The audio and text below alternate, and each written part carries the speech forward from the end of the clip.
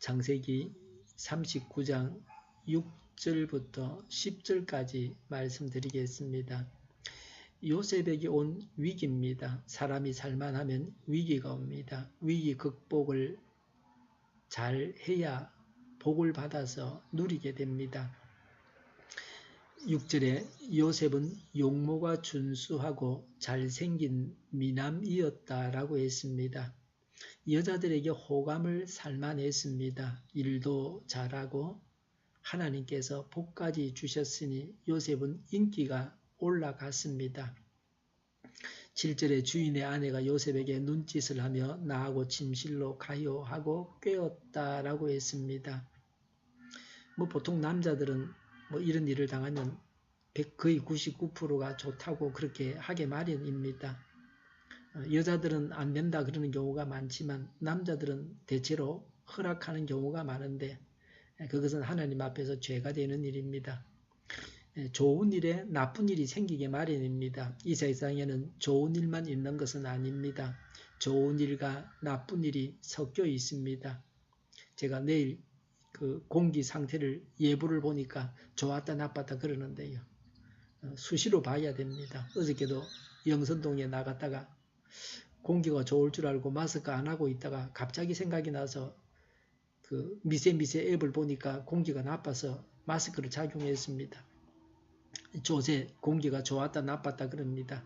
우리 동네만 한동안 지금 며칠 동안 공기가 좋습니다. 주인의 아내가 유혹했습니다. 그 당시 이집트 사회가 얼마나 음란했던가를 알게 합니다. 지금 우리나라하고 비슷하다고 말할 수 있습니다.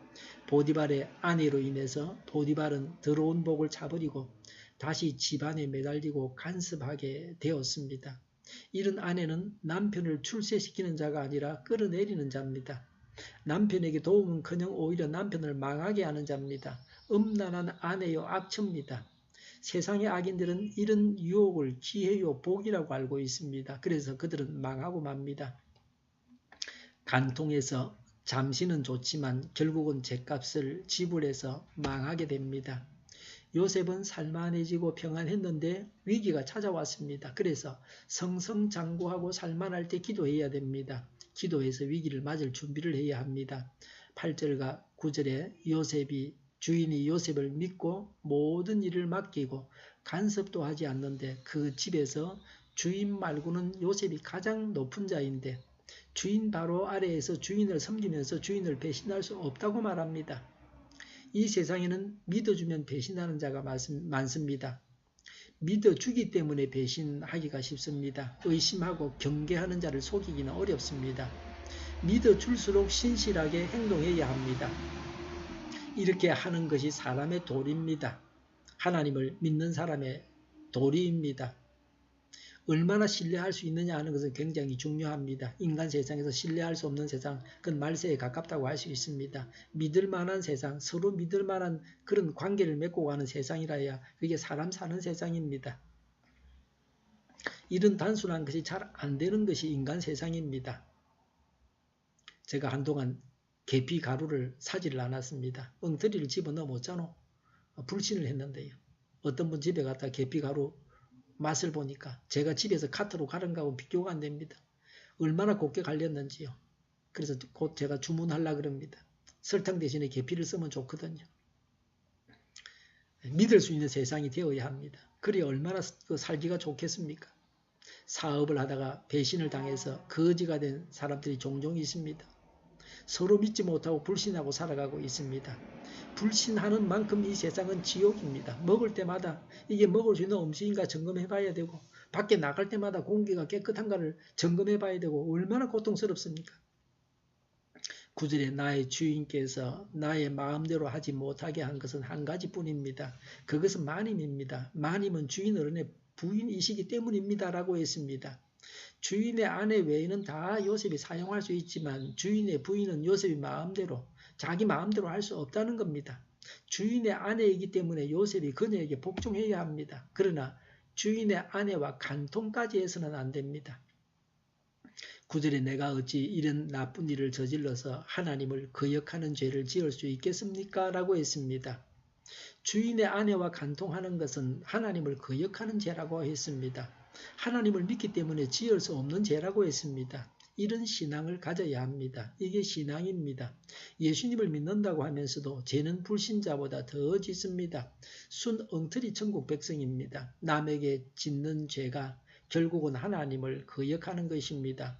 남에게 예수 믿으라고 100번 말을 해도 거짓말하고 남을 덩쳐먹으면 오히려 천국 문에 서서 자기도 들어가지 않고 남도 들어가지 못하게 하는 것입니다.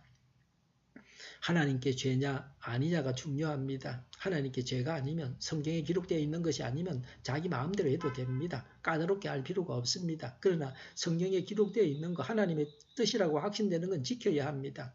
사람들이 어떻게 생각하느냐 하는 것은 나중 일입니다. 가장 중요한 것이 하나님 앞에서 죄를 짓는 일이면 하지 말아야 합니다. 그 당시는 기록된 성경도 없었을 텐데 요셉은 하나님에 대해서 제대로 알고 살아가고 있었습니다. 끈질기게 유혹했습니다. 10절에 보니까 요셉이 이렇게 말하였는데도 주인의 아내는 날마다 끈질기게 요셉에게 요구해 왔다고 했습니다.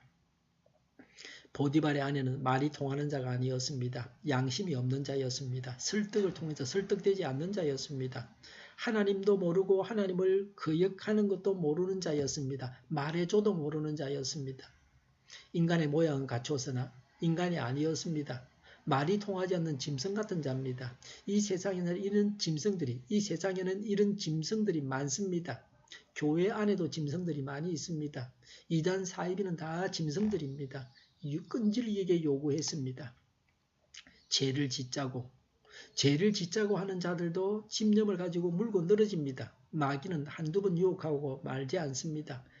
끈질기게 유혹하고 늘 우리에게 유혹합니다. 끈질기게 유혹해서 유혹에 넘어가서 죄를 지어서는 안 됩니다. 마귀는 사람을 지옥으로 끌고 가려고 끈질기게 유혹합니다. 우리는 사람들을 천국으로 인도하기 위해서 마귀보다 더 끈질기게 물고 늘어져야 됩니다. 한번 기도한 사람은 끝까지 기도해서 천국으로 인도해야 합니다. 우리가 전도하다가 포기한 사람들을 다시 돌아보고 다시 기도하기를 시작해야 합니다. 10절에 요셉은 그 여인과 함께 침실로 가지도 않았을 뿐만 아니라 아예 그 여인과 함께 있지도 않았다고 했습니다.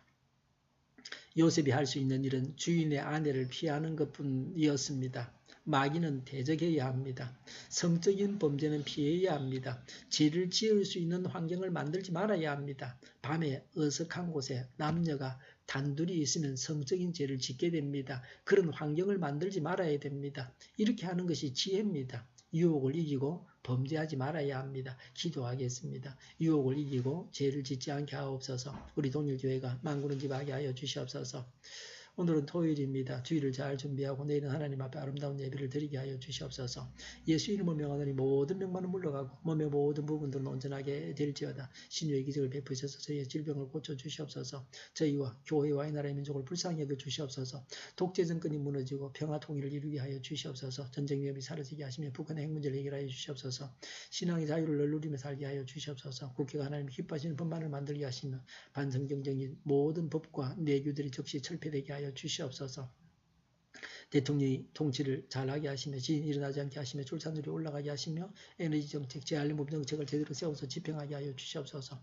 늘 맑은 공기를 마실 수 있게 하여 주시옵소서. 안개가 끼어서 고통을 당하지 않게 하여 주시옵소서. 오늘도 성령님을 따라서 차고 넘치는 삶, 복된 삶을 살게 하여 주시옵소서. 최고의 날이 되게 하여 주시옵소서. 감사와 찬양을 주님께 돌려드리며 예수님의 이름으로 기도하옵나이다. 아멘.